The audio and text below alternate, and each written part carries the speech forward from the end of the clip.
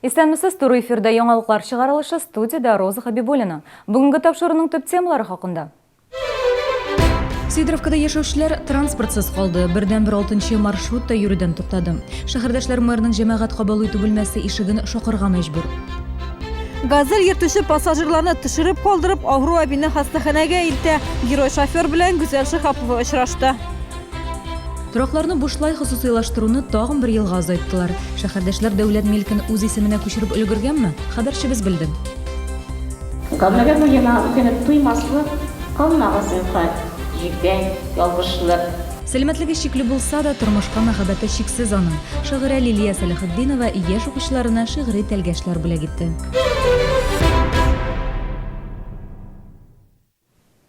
Чаллыда дуңгыз гриппының яңа 3 очрагы теркәлде. Бүген социаль шелтәрләрдә шундый мәгълүмат таралды. Хәлгә ачыклык кертү максатыннан без Югышлы авырулар хастаханәсенең баш табибы белән элемтәгә кердек. Ришат Ногманов әйтүенчә, бүгенге көндә хастаханәдә дуңгыз гриппы белән авыручы нибары 1 кеше дәвалану курсы уза. Ул Менделеевск районыннан 5 яшьлек кыз бала. Әлеге диагноз куелган 60 яшьләр тирәсендәге ир-ат һәм 15 яшьлек яшүсмер инде өйләренә җибәрелгән. Дуңгыз гриппының башка очраклары теркәлмәде дип белдерде баш табиб. Җәмәгать транспортында йөрү бәясе 20 сум булачак. Яңа тарифлар 5 февральдән гамәлгә керәчәк. Әлеге бәяләр тарифлар буенча дәүләт комитеты тарафыннан яңа ел алдыннан ук килешенгән иде. Бу көннәрдә генә Татарстанның юстиция министрлыгында документ теркәлү үтте. Ул басылып чыкканнан соң 10 көн дәвамында гамәлгә керә. Соңгы тапкыр Чаллыда транспортта йөрүгә бәяләр 2 ел, трамвайда 4 ел элек күтәрелде. В целом необходимо отметить, что у нас один из... Безнең шәһәрдә иң арзан тарифлар иде. Казанда 2014 елдан бирле автобусларда 20 сум түләп йөриләр. Түбән Камада баштан 18, аннары 20 сум булды. Бу адым нигезләнгән, без бәяләрне күтәрергә мәҗбүр идек. Ташламаларда каралган транспорт картасы буенча 18 сумга, ә бердәм социаль карта буенча 15 сумга йөреп булачак. Шуңа да карамастан шәһәрдәшләрнең күбесе бәяләр артуны хупламый. Ну, ул бит инде доход бит инде ипиге, süткә, bütün нәрсәгә бит инде күтәрелә бәя. Ул бит в сумме барбер бит инде ул, ну, ничек дип әйтәм инде. Нагрузка инде. Кешеләргә нагрузка. Бар бит кешеләр һәрбер копейканы бит саныйлар. Хотя бы 3 сум. Всё равно. Бик начар. Мне вот вообще неудобно. Тоже езжу туда-сюда каждый день, по несколько раз, и трачусь много. Большие расходы семье приходят. Мен үшін, айырма жоқ, мен ақша эшлейм, пенсионер кешеләргә бик авыр булыр дип уйлыйм. Сидоровкада яшәүчеләр транспортсыз калды. Маршрутларга үзгәрешләр кертелгәннән соң 6-нчы санлы автобус башка линия буенча хәрәкәт итә башлады. СПТУ 17 тукталышы хәзер маршрутлар картасында бөтенләй юк. Әлеге проблема хакында бистәдә яшәүчеләр инде көзен үк чаң каккан иде. Алар маршрутны кайтаруны таләп итте. Транспорт идарәсендә мәсьәләне хәл итәргә вәгъдә бирделәр. Тик хәзер биргә яңа елга кадәр йөргән газельләр дә килми башлады. Теманы хәбәрчебез дәвам итә. Зоя Петровнаның инде беренче тапкыр гына безнең сюжетлар герой булуы түгел. Ул көзен үк түрәләргә хәлне аңлатырга омтылган иде. Төгәл итеп әйткәндә, шәһәрдәш инде 6-нчы ел җәмәгать транспорты проблемасын чишү артыннан йөри. Тукталышка кадәр 2 километр тирәсе җыяу чыгарга туры килә. Так до сих пор вот я хожу. Йөрүнең файдасы гына күренми. Менә Сидоровкада яшәүчеләрнең имзалары эш вәгъдәләрдән узмый. Абдуллин да шандырган иде. Бүгенгәчә автобуслар йөргәне юк. Тукталышлар кешеләр юк иде. Бу гаҗәп тә түгел. Урамда бик салкын. Бары тик бер газель генә туктады. Анысы да эшчене сменага алып китү өчен. Да, иногда забираю, подвожу просто до трамвая, до остановки, до автобуса. Как часто ездите? Я каждый день практически здесь бываю. И всегда такая ситуация, да? Всегда такая ситуация. В среднем сколько человек стоят на остановке? По-всякому. Здесь по несколько человек бывает, а в дороге вот так вот линии выстраиваются, люди пешком идут. Түрәләрнең битарафлаган бер ничек тә җиңә алмагач, бүген Зоя Петровна шәһәр мэрының җәмәгать кабул итү бүлмәсенә барды. Анда пенсионерны бары тик безнең телекамераны күргәч кенә кабул иттеләр. Мэр ярдәмчеләренә Зоя Альшанникова яхшы таныш булып чыкты.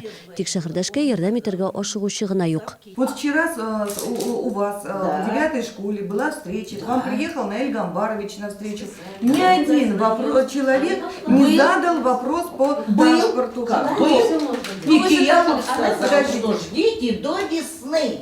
Но я не слышала этого вопроса я и не знаю, слышала что у нас этого были. ответа. Җәмәгать кабул итү бүлмәсе хезмәткәре шунда ук шәһәр хуҗалыгы һәм халыкның көнкүрешен тәэмин итү идарәсе башлыгы белән элемтәгә керде. Ул автобусларның даими йөрүен әйтте. Монда инде безнең сюжет герое түзә алмады. И они не ездят, этого не может быть, они совсем отказались. Они ходят зябь и ходят мясокомбинат. Давайте мы у перевозчика тоже тогда спросим, как они ходят. Бу хакта без пассажирлар йөртү белән шөгыльләнүчеләрнең үзләреннән сорадык. Алар чыннан да яңа елдан микроавтобусларның СПТУ 17 тукталышына кадәр йөрмәвен әйтте. Аңа кадәр алар түрәләр басымы астында урынга барып җитә торган булган. Хәзер исә табыш булма аркасында йөрмиләр. Пассажирлар юк, шул сәбәпле акча да керми. Шулай да өмет юк түгел. Быел 9-нчы мәктәптән Сувар поселогына кадәр юл салырга җыйналар. На перспективу разрабатывается... Маршрут эшләнелә. Киләчәктә пассажир транспорты Сидоровка бистәсендә Грин урамы буенча С12 йорты аша үтеп йөриячәк. Бүген Зоя Петровнаның мөрәҗәгатен рәсми рәвештә теркәделәр. Димәк, аның белән шәһәр мэры үзе танышачак дигән сүз. Лейсан Ханова, Гүзәл Хәйбуллина, Ленар Султанов, Яңалыклар. Җәмәгать транспорт эшләүенә шикаятьләр күп булса да, әлеге өлкәдә бик яхшы күңелле кешеләр эшли. Шундыйларның берсе 7-нче маршрутта хезмәт куя. Шифаханә тукталышына килеп җиткәч, ул бер әбинең хәле начарланганын күреп ала. Газель йөртүче салондагы барлык пассажирларны төшүен сорап, станаулы минутларда өлкән яшьтәге ханымны хастаханәгә илтеп куя. Яхшы күңелле газель йөртүче белән хәбәрчебез очрашты. 28 яшьлек Рунар белеме буенча станок артында торырга тиеш булган, әмма станокны машина руленә алмаштыра. 2 ел җәмәгать транспорты йөртә, эш җиңел түгел, кайвакытта кызып китәсең, әмма кешеләргә карата яхшы мөнәсәбәттә булырга тырышам ди. Якшәмбе көнне төштән соң Сидоровкадан яңа шәһәргә таба барганда, авыру әбине күреп ярдәм күрсәтергә ашыга. Многие бы, мне кажется, сделали бы так. Минем урнымда башка кеше булса да шулай эшләр дип уйлыйм. Әмма мин күп машиналарның туктамыйча узып китүен күрдем. Мин туктадым, үкенмим, акча артыннан куып кеше гомеренең куркыныч астында булуын карап тора алмадым. Узып баручы җиңел машиналарның берсе дә туктамый, әби аңын югалткан була. Ашыгыч төстә хастаханәгә озату авыру кешенең сәламәтлеген һәм гомерен саклап калырга ярдәм итә. Рунар әлеге пассажирның телефон номерын алырга өлгермәгән, әмма танышлары аша әбинең хәле әйбәт икәнен белгән.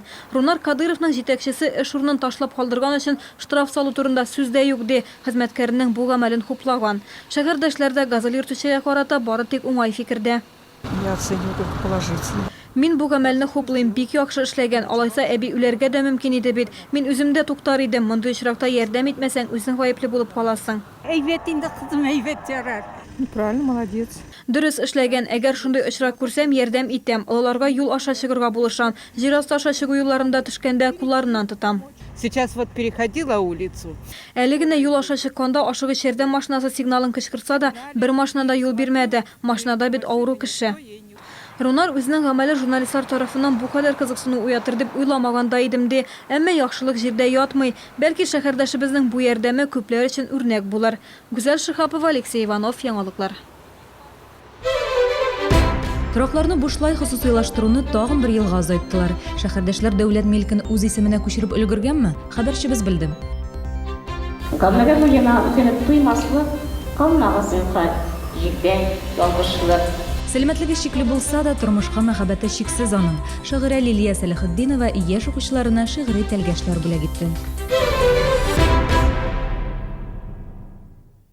Магазины цветов и подарков «Веранда». Всегда свежесрезанные цветы, комнатные растения, а также игрушки, подарки и сувениры. Оформление свадеб, декор любой сложности. Доставка цветов и подарков. Работаем круглосуточно. Остановка «Центр», дом 4301 и остановка «Пединститут». Суженый мой, появись. Не гадай, забирай! В корпорации «Центр» и «Селдом» электроника и мебель по ценам прошлого года. Большой холодильник за 27 990, а обеденный стол за 8 490. Я тебя таким и представляла. Уже сегодня беспроцентная рассрочка до 36 месяцев на квартиры в жилом квартале «Берег». Телефон 51 55 71. Комфортное лечение зубов по доступным ценам. Стоматологии «Улыбка». 54 62 31. Открылся новый современный клуб единоборств. Набираем группы для занятия в секции бокса и кикбоксинга от 7 лет. По адресу город Набережные Челны, проспект Мира, 904А.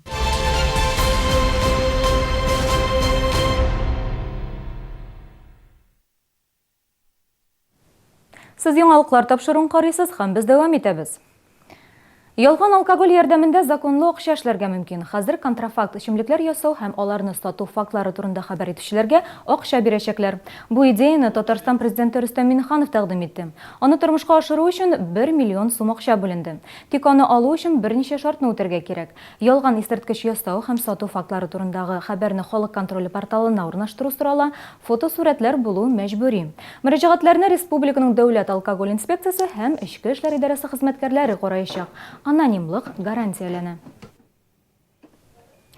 Хакимият торакны шәхси милеккә бушлай рәсмиләштерүне тагын бер елга озайтты. Исегезгә төшерәбез, 1 мартта бушлай приватизациялы тәмамланырга тиеш иде. Вакыт чыга дип ашыгучылар булмаса да, Бердәм Россия фиркасы депутатлары Дмитрий Медведев белән очрашуда вакытны озайтуны сорады. Шәһәрдәшләр дәүләт милкен үз исеменә күчереп өлгергәнме? Хәбәрчебез білді. 1 ел элек торак фатирны үз милкеңә күчергәндә зур чиратларда торырга туры килсә, хәзер монда йомыш белән көненә 3-4 кеше генә килә ди Автозавод районы белгечләре. Бер белгеч атнаның 2 көнендә кабул итә. Шәһәрдәшләр җитди сәбәпләр аркасында килә алмаган очракта белгечләр фатирларга үзләре чыга. Мы принимаем звонки по приватизации. Без милекне рәсмиләштерү буенча шалтыратулар кабул итәбез. Әгәр кирәк булса, өйгә дә киләбез. Телефон аша ышаныч кәгазе кирәклеген дә аңлатабыз. Шалыда милекне хосусыйлаштыру һәр районда аерым алып бара, шәһәрдәшләргә администрациягә килергә һәм документларны тапшырырга кирәк. Аларның исемлеге экраннарда күрсәтелгән кайчак өстәмә документларда таләп ителергә мөмкин. Закон нигезендә документлар 1 ай эчендә әзер булырга тиеш, әмма шәһәрдә чиратлар булмагач, фатирны үз милкеңә күчерү 4-5 көн эчендә төгәлләнә. Автозавод районында нибары 2000 фатир гына хосусыйлаштырылмый калган. Илдә торак фондның 80% шәхси милеккә күчерелгән. Я не знаю, надо, не надо. Нам сказали, мы приватизируем. Наверное, надо. Мин белмим, безгә приватизация кирәк дигәч, без фатирны үз милкебезгә күчердек. Моны юкка гына кертмәгәннәр бит, димәк кирәк. Кирәк инде ул, кирәк. Бүтән кешегә дә кирәк. Приватизировать обязательно кирәк. Потому что так, как бы государственные, а так это же все равно свое, как бы. Үзең хуҗа буласың. Үзең хуҗа буласың, үзең распоряжаться итәсең. Дәлеше балаларга калга кирәк инде. Тагы нәрсәгә инде. Үзебез хуҗа булабыз инде бер канда. Үзебез нәрсә эшлисең, нәрсә пристройка, метренсен ясарга була инде. Дәлешем. Белгечләр быел бушлай хосусыйлаштыруны соңгы тапкыр озайттылар дип саный. Шәхси милеккә күчерелгән фатир хуҗалары идарә итү оешмаларына капиталь төзекләндерү өчен һәр квадрат метр өчен 5 сум түли. Дәүләтнеке булган фатирларда яшәүчеләр аны дәүләттән арендага алган өчен акча түли. Бәяләр аермасы әллә ни зур түгел.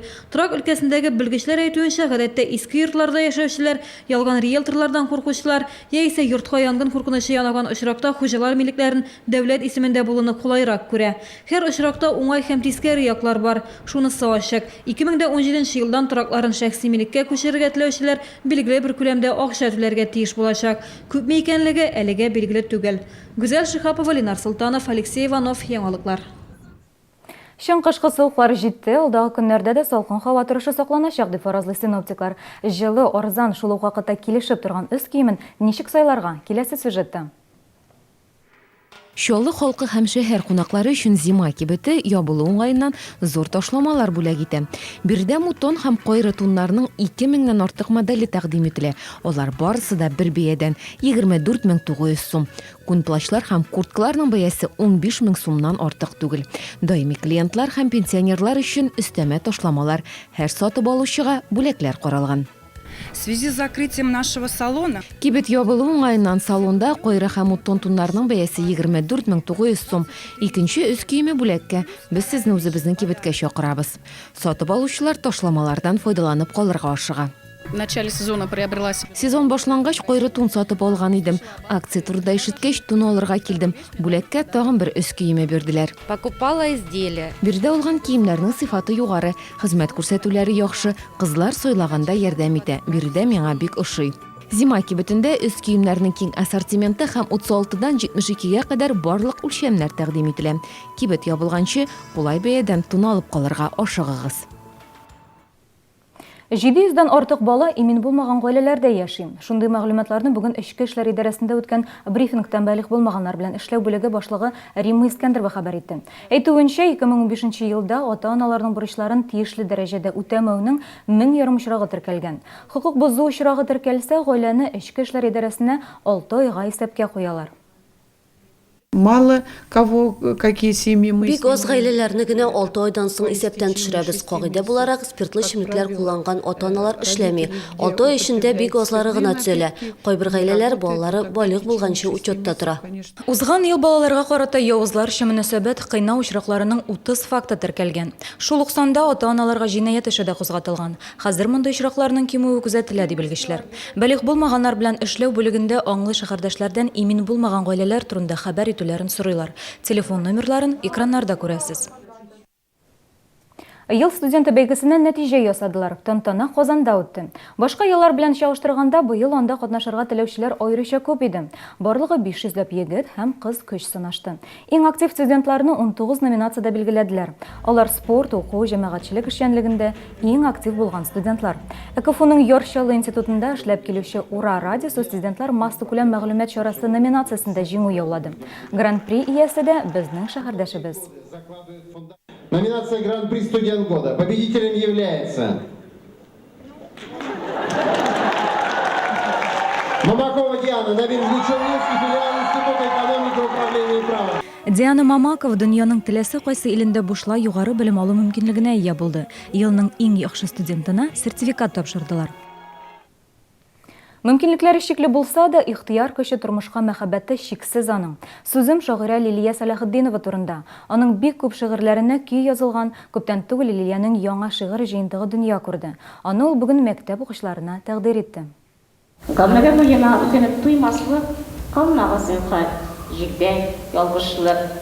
4-нче мәктәптә шигырь бәйрәме. Укучылар янына Буа районыннан шагыйрә Лилия Салахетдинова очрашуга килде. Ул иҗатымда минем тормышым, күңелем көндәлеге һәм ярдәм җыентыклары авторы. Беренче шигырьләрен моннан 20 ел элек яза башлаган. Әнкәйләр, гафу итегез, авыртсак шешегезне, тырышырбыз катлыгыгызны, үтсен диеп бәхетле. Лилия Салахетдинова гаиләдә 5-нче төпчек кыз бала булып дөньяга килә. Язмыш аңа авыр сынау җибәрә. Анда тумыштан бәллүр кеше диагнозы, ул сөякләр уалуы һәм тиз сынуы белән бәйле. Кыз үй шартларында урта мәктәпне тамамлый, шигырьләр язу белән мавыга башлый, төрле бәйгеләрдә катнаша. Бүгенге көндә бик күп шигырьләренә көй язылган, 3 җырына клип төшерелгән. Йоркшаллы шәһәрендәге аптыклар бөлендә бик тыгыз элемтәдә эшлим. Һәм Ринас Әхмәтов белән аерым алганда безнең инде 5тән артык җырыбыз дөнья күрде. Берсенә клип төшерелде. Һәм менә шул яшисенә килә җыры белән. Ринас Әхмәтов көе минем сүзләрем. Ул быел алтын барыска лаек булды.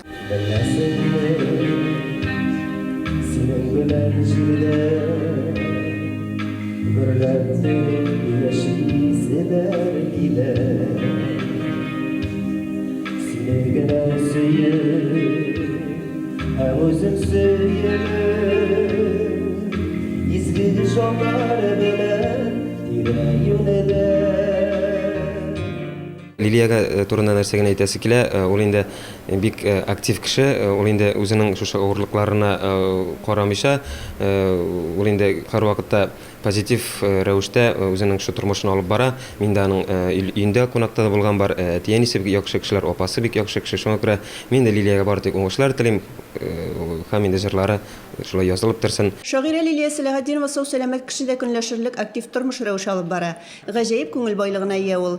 Күңел төшенкелегенә бирелмәү өчен шагыйрә тормышта артык уйларга вакыт калдырмаска кирәк дип саный. Мәктәп укучыларына да ул үрнәк. Нинди авыр ситуациядә бит инде ул калган кешеләр сыман түгел. Юл барыбер башын имәгән.